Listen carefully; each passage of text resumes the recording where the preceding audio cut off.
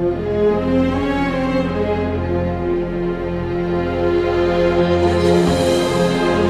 आज का लखनऊ है, जाति धर्म संप्रदाय भाषा आदि के बंधनों से पूरी तरह मुक्त, भविष्य की तरफ तेजी से बढ़ता हुआ। आज लखनऊ में क्या नहीं है और जो नहीं है वो आने वाले समय में हो जाएगा। Race course, stadium, river front, park, water park, auditorium, सभा स्थल, साइंस सेंटर, कोल सिटी, अत्याधुनिक हॉस्पिटल, मेट्रो, फ्लाईओवर, ऊंची ऊंची इमारतें, नाइट क्लब, 5 स्टार होटल, लजीज restaurant, print and electronic media का मुख्यालय, विधानसभा भवन, एयरपोर्ट, एक्सप्रेसवे, रिंग रोड, विशाल चौराहे, भव्य स्टेशन, चिड़ियाघर, प्लानिटोरियम, संग्रहालय, स्मारक, विश्वविद्यालय, engineering college, medical college, high court, नए पुराने बाजार, ओला उबर जैसी ऑनलाइन टैक्सी सुविधा, हर वह व्यवस्था लखनऊ में है और आती जा रही है, जिससे एक शहर आधुनिक बनता है। लेकिन ये सब हमेशा से ऐसा नहीं था। जो विस्तार और विकास आज लखनऊ में है वह उत्तर प्रदेश के नोएडा और काफी हद तक कानपुर के अलावा किसी और शहर में नहीं देखा जा सकता। इसका कारण क्या है? और जब भी आप वजह जानना चाहते हैं तो इतिहास में पीछे लौटना ही पड़ता है। पर जब इतिहास आपको संतुष्ट नहीं कर पाता तब ये यात्रा आपको पौराणिक काल तक ले जाती है। चैनल को सब्सक्राइब करने के बाद घंटे को दबाना ना भूलें ताकि भविष्य का हर एक वीडियो आप सरलता से देख पाएं। भारत एक ऐसा देश है जहां पर इतिहास को पौराणिक कथाओं के रूप में प्राचीन काल से ही संरक्षित किया जाता रहा है, जो हमें हजारों साल पहले घटी कई महत्वपूर्ण घटनाओं के बारे में बताते हैं। भले ही उनकी सत्यता को लेकर कई विवाद हों, लेकिन किसी जगह के नाम का बदला जाना एक ऐसी घटना है जिसे इतिहास में हमेशा दर्ज किया जाता है। लखनऊ नाम कैसे पड़ा, इसे समझने के लिए हमें पौराणिक घटनाओं का जिक्र करना ही पड़ेगा। अयोध्या राजधानी थी कौशल प्रदेश की, जहां रामराज्य की स्थापना हो चुकी थी। यहां से 130 किलोमीटर दूर आदि गंगा कही जाने वाली गोमती नदी के किनारे ऋषि मुनियों का आश्रम हुआ करता था। तब यह स्थान एक तीर्थ स्थल के रूप में छोटी काशी के नाम से प्रसिद्ध था। अवध नरेश श्री राम ने अपने भाई लक्ष्मण को यह भूमि समर्पित करते हुए इसे नया नाम दिया, लक्ष्मणपुरा। एक अन्य मत के अनुसार 12वीं सदी के राजा लाखन की पत्नी के नाम पर इसका नाम पड़ा लखनऊती। 18वीं सदी में जब इसे अवध की राजधानी के रूप में नवाबों के द्वारा चुना गया तब इसका पुनः नामांकन हुआ लखनऊ। लक्ष्मण टीला, कौंडिल्य ऋषि आश्रम एवं कुड़िया घाट पौराणिक स्थलों के रूप में आज भी संरक्षित हैं। लखनऊ गैजेटियर के अनुसार लक्ष्मण टीला मुगल काल से पहले शहर का केंद्र हुआ करता था। टीले के ऊपर एक पौराणिक मंदिर था जिसे सन 1700 के आसपास जब औरंगजेब ने हिंदुओं पर अतिरिक्त कर लगाया तब अवध की देखभाल के लिए नियुक्त किए गए सुल्तान अली शाह कुली खां द्वारा मंदिर के स्थान पर एक मस्जिद का निर्माण किया गया, जो आज टीले वाली मस्जिद के नाम से जाना जाता है। इस टीले पर शाह पीर मोहम्मद की मृत्यु हुई थी, जिसके बाद इसे शाह पीर मोहम्मद का टीला कहा जाने लगा। इसकी लंबाई 200 मीटर और ऊंचाई लगभग 120 मीटर है। अवध की वह भूमि जहां पर पौराणिक काल में प्रथम सूर्यवंशी राजा मनु, सत्यवादी राजा हरिश्चंद्र, भगीरथ, सम्राट रघु, जिसके बाद सूर्यवंशियों को रघुवंश कहा जाने लगा, राजा दशरथ, श्री राम, उनके पुत्र कुश जैसे सूर्यवंशी राजाओं का आधिपत्य रहा। उसके बाद प्राचीन भारत में नंदवंश, मौर्य वंश में चंद्रगुप्त और उसके पोते चक्रवर्ती सम्राट अशोक, गुप्त वंश में विक्रमादित्य, मध्यकालीन तक आते आते खिलजी, तुगलक, लोधी और अंत में मुगलों एवं अंग्रेजों के अधीन हो चुका था। यहाँ की भाषा में संस्कृत के बाद हिंदी से उर्दू और फिर अंग्रेजी के शब्दों का भी समावेश होता गया। मुगल शासकों ने जब दिल्ली को अपनी सल्तनत की राजधानी बनाया तो सुदूर प्रांतों पर नियंत्रण स्थापित करने हेतु वहां नवाबों की नियुक्ति की गई। मुगल काल में अवध प्रांत की राजधानी थी फैजाबाद।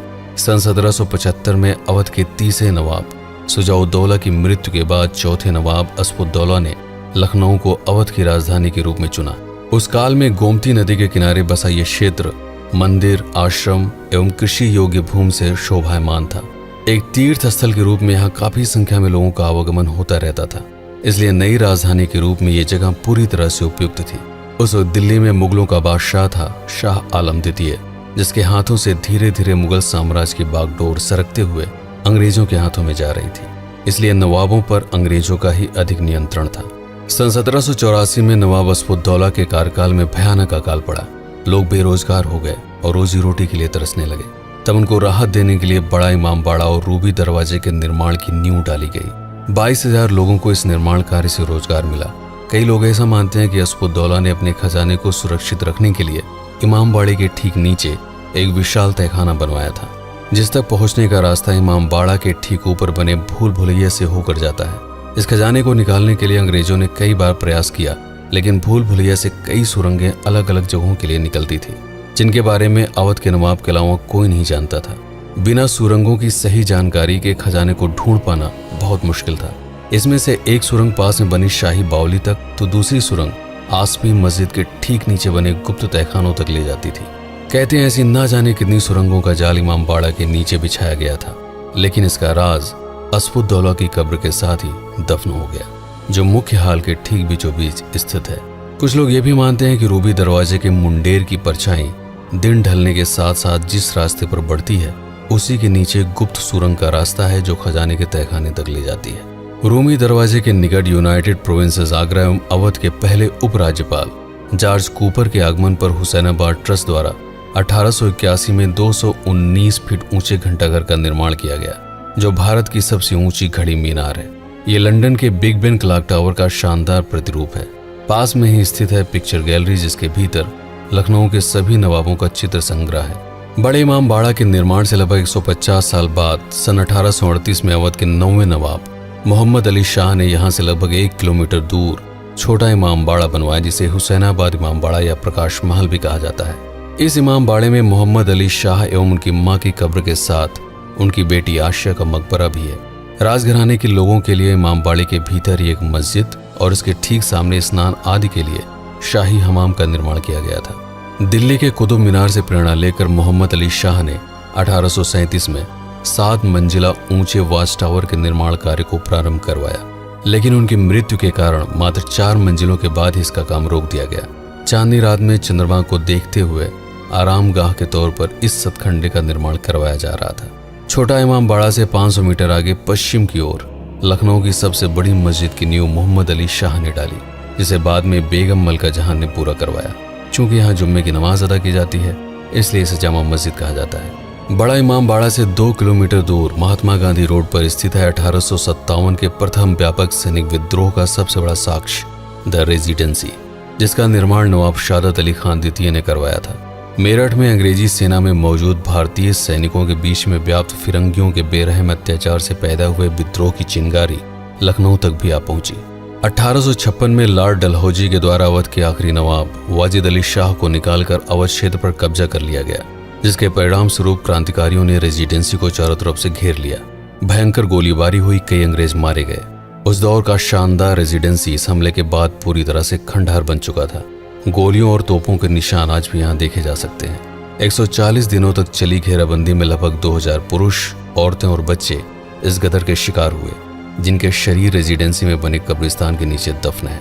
इसके अलावा लखनऊ में कई ऐतिहासिक इमारतें एवं प्रमुख स्थान हैं, जैसे छतर मंजिल, जो 1857 के विद्रोह में क्रांतिकारियों का मुख्य गढ़ बना, शादत अली खान का मकबरा, बेगम हजरत महल पार्क, सफेद बारादरी, शाह नजफ इमाम बाड़ा, सिकंदर बाग, सिप्तैनाबाद इमाम बाड़ा, मकबरा Aliya, Dilkusha Kothi, La Martiniere college, Janeshwar Mishra park, Ambedkar park, Maa Chandrika देवी मंदिर, मनकामेश्वर मंदिर, श्री रामकृष्ण मठ, शहीद स्मारक आदि बहुत सारे ऐसे स्थान हैं जिनको एक वीडियो में समेट पाना संभव नहीं है। लेकिन यहाँ की ऐतिहासिक इमारतें, तहजीब, भाषा लखनऊ को इतना खास बनाती है।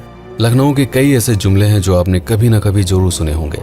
जी हाँ, पहले आपकी मर्जी, फरमाइए, तशरीफ लाइए, बड़े दिनों बाद आना हुआ और सब खैरियत तो है, खुदा आपको लंबी उम्र बख्शे। अभी अभी जिक्र बस आपका ही हो रहा था, जैसे किसी से अपने इश्क का इजहार करना हो तो कुछ अलग ही अंदाज था। खता माफ करें तो आपके हुस्न की तारीफ में कुछ कसीदे पढ़ना चाहूँगा। पसंद आए तो दाद, वरना खताया माफ। बॉलीवुड की कई फिल्मों का चित्रांकन या तो लखनऊ में किया गया है या फिर उनकी पटकथा इसके ऊपर आधारित है, जैसे उमराव जान, जुनून, गमन, शतरंज के खिलाड़ी, दबंग, दावत इश्क, तनु वेट्स मनु, इशक जादे, बुलेट राजा, Youngistan, always Kabhi Kabhi, jolly LLB 2, ladies versus Ricky Bahl, Gadar, Bareilly Ki Barfi, Rajinikanth की पेटा, रेड, लखनऊ सेंट्रल आदि। बॉलीवुड की हिंदी भाषा में उर्दू की मिठास घोलने का काम यहाँ के शायरों ने किया है, जिसमें बहुचर्चित नाम है गीतकार जावेद अख्तर जी का। इसके अलावा कई ऐसे नाम हैं जिन्होंने बॉलीवुड को अपनी प्रतिभा से संवारा है। तलत महमूद, सुमोना चक्रवर्ती, अली फजल, अनूप जलोटा, कनका कपूर, बाबा सहगल, अदिति शर्मा आदि। राजनेताओं में भारत के प्रधानमंत्री अटल बिहारी वाजपेयी, राष्ट्रपति शंकर दयाल शर्मा, उत्तर प्रदेश के मुख्यमंत्री हेमवती नंदन भोगुड़ा का भी बहुत गहरा संबंध लखनऊ से था। मुस्कुराइए कि आप लखनऊ में हैं। यहाँ चिकन खाया भी जाता है और पहना भी जाता है। टुंडे कबाब, प्रकाश की कुल्फी, शर्मा की चाय, इद्रिश की बिरयानी, बास्केट चाट लजीज स्वाद के लिए जाने जाते हैं। तो वहीं कुर्ते और साड़ियों पर की गई चिकन की बारीक लखनवी जरदोजी पूरी दुनिया में मशहूर है। इस संक्षिप्त वीडियो में हर विषय को समेटने की पूरी कोशिश की गई है, वरना लखनऊ पर एक पूरी फिल्म बनाई जा सकती है। वीडियो पसंद आया हो तो लाइक पाने का हक तो बनता है। अगर लखनऊ आपके दिल में बसता है तो दूसरों के साथ शेयर करने में क्या हर्ज। वीडियो दिलचस्प लगा तो कमेंट में बाकायदा इत्मीनान से अपने जज्बात उड़ेल दीजिए। अगर आप नए हैं तो जाते जाते चैनल को सब्सक्राइब कर ही लीजिएगा, क्योंकि लखनऊ का नशा अभी जारी रहेगा। अगला वीडियो पूरे लखनऊ जिले पर होगा, जिसमें लखनऊ के गांव, तहसील, कस्बे और सारे स्टेशनों को शामिल किया जाएगा। तब तक खातिर जमाए रखिएगा, क्योंकि सफर अभी जारी है। बंदे को पीके सिंह कहते हैं। आपका अजीज, आपका दोस्त, आपका हमसफर। शुक्रिया, आदाब, धन्यवाद।